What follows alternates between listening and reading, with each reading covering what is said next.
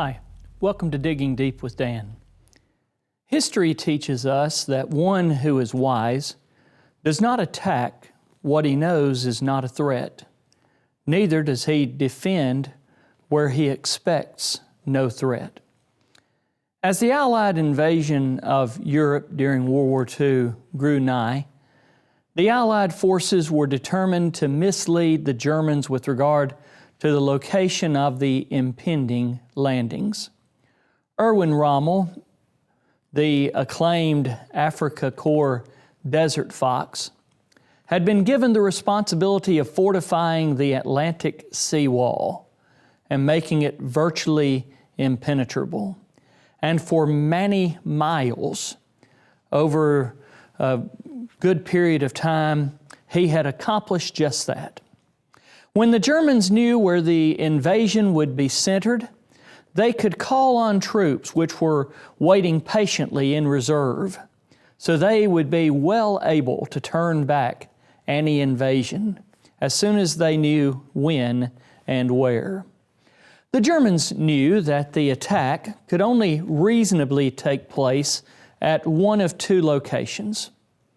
At the Pas de Calais, which would have required the least journey over water for the attackers, or the coast of Normandy, a suitable spot for invasion, but a greater trip across the English Channel, especially if the weather were not cooperating.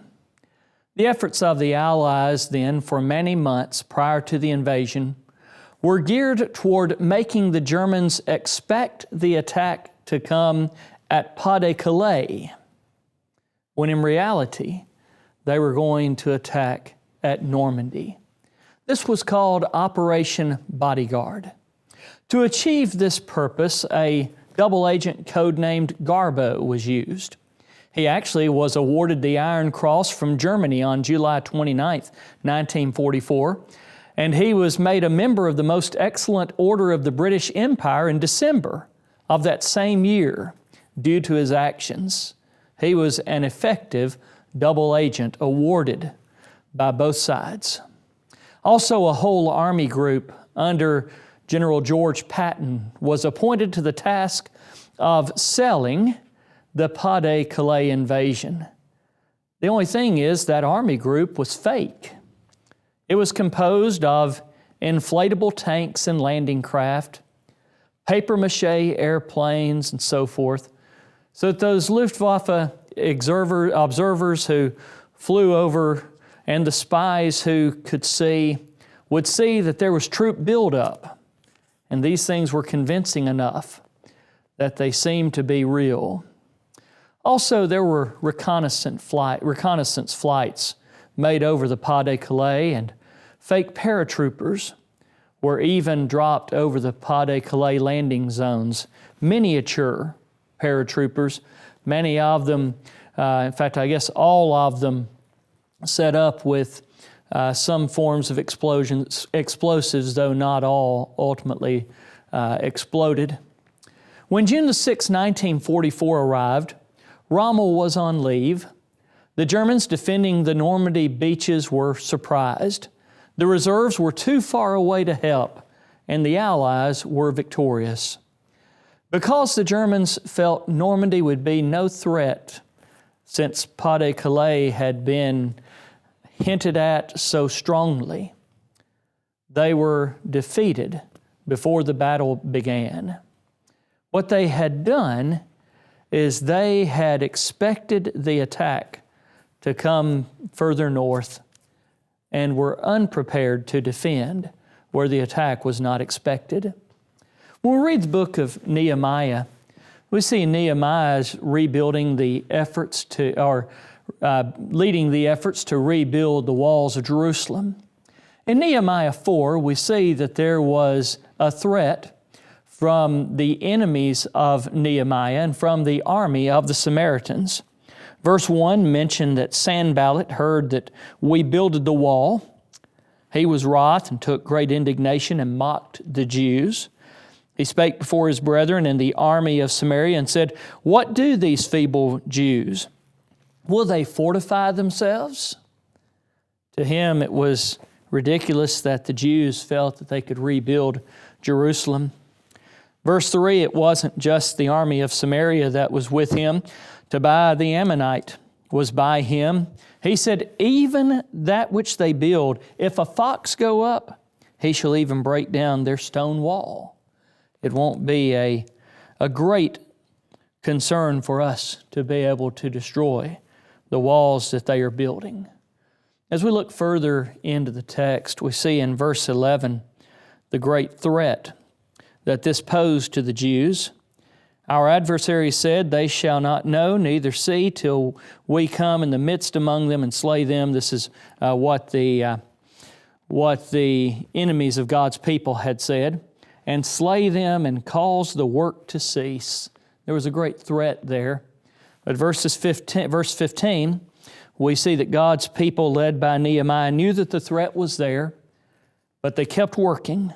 Came to pass when our enemies heard that it was known unto us, and God had brought their counsel to naught, that we returned all of us to the wall, every one into his work. I want us to focus through verse 21, and let's consider especially verse 20 when we get to that spot.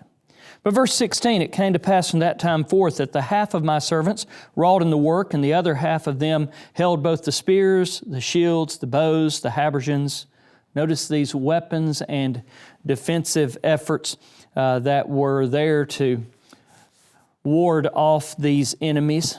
Verse 17, they which builded on the wall, they that bear burdens, with those that laded, every one with one of his hands wrought in the work, and with the other hand held a weapon, prepared for the battle. Everyone had his sword, verse 18. Verse 20, there was the sign of the trumpet, which is suggested that when Nehemiah, those that are with him, sound the trumpet, everybody was to resort there because that's where the battle would be taking place. Remember, we defend where we're attacked. Nehemiah was telling the people, we're going to defend where we're attacked. Verse 21, the work continued, so we labored in the work.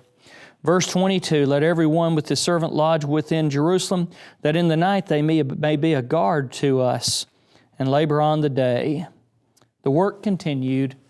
The preparation for defense was always there, and the trumpet would sound where?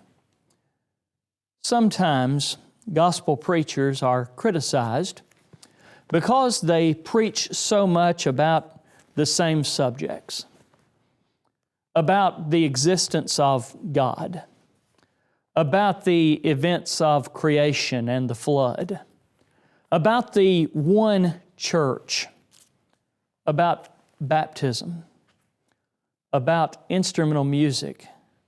These things are preached about a lot. In fact, I dare say just about every sermon, if it doesn't, it should have some of these elements, especially baptism, since those who hear that sermon may be hearing it for the first time. Why does the preacher preach these things that are so often heard and yet keep preaching them and preaching them and preaching them? I would suggest there are two primary reasons. But first, because these are a part of the whole counsel of God. Paul said when he was speaking to the elders of the church of Ephesus at Miletus in Acts 20, verses 26 and 27, wherefore I take you to record this day that I am pure from the blood of all men. Why could he say that? He said, for I have not shunned to declare unto you all the counsel of God. First of all, these things must be preached. And they must be preached so that all have heard the counsel of God. All the counsel of God. Now, these things aren't preached to the exclusion of other things. These things certainly need to be kept in mind. But I would suggest second, not only are these preached and preached so often because they are a part of that whole counsel of God, but because these are the areas where most of the attacks come.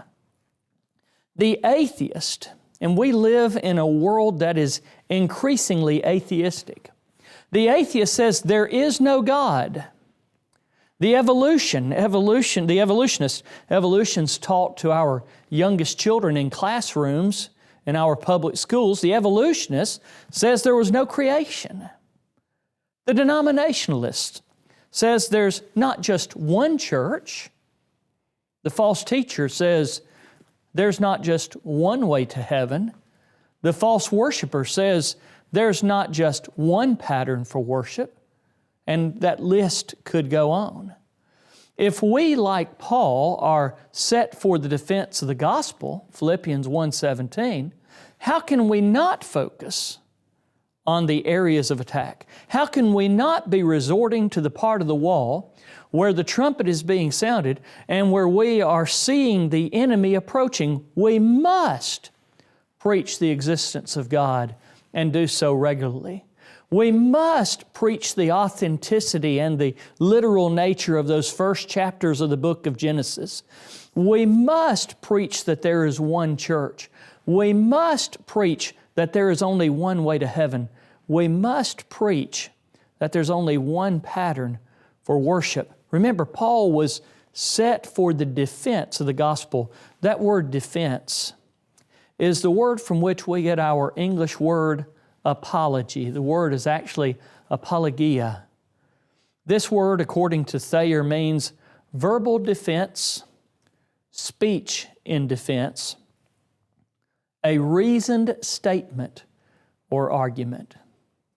When we are giving the defense, which is sometimes preaching the same message over and over, we are doing so because it is just that. It is a defense in answer to the attacks which are repeatedly leveled against the Lord, His church, those of us who make up that church. At the beginning of this study, we said history teaches us that one who is wise does not attack what he knows is not a threat, neither does he defend where he expects no threat. We've talked about that latter thought. Let's talk for just a moment about that former thought.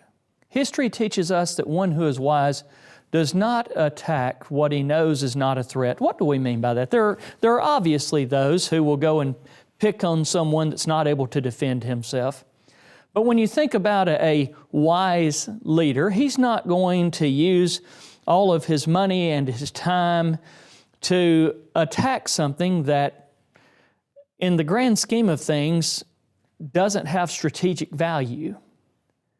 He's not going to drop his bombs in the desert. He's going to attack that which is a threat. He's going to attack airplanes that are parked on runways. He's going to attack barracks which house troops and so forth. We attack that which is a threat. Isn't it interesting that today God is consistently attacked? The atheist will argue there is no God. Then why attack Him? The atheist doesn't spend his time and efforts attacking Zeus. The atheist doesn't spend his time and effort attacking Amun-Ra, but he attacks God. Why? Because he's of a different character than the gods that this world has created. You see, God is a real and living God who is a real and living threat to those who are attacking Him. He must be very special then. Nietzsche claimed God was dead. People are still arguing against God. Nietzsche's still in the grave since 1900. Likewise, Voltaire said no Bibles left within 100 years of his death. He died in 1778. Bibles are aplenty. These enemies attack God, who is a real God, and we must defend Him. This has been a presentation of GBN, the Gospel Broadcasting Network.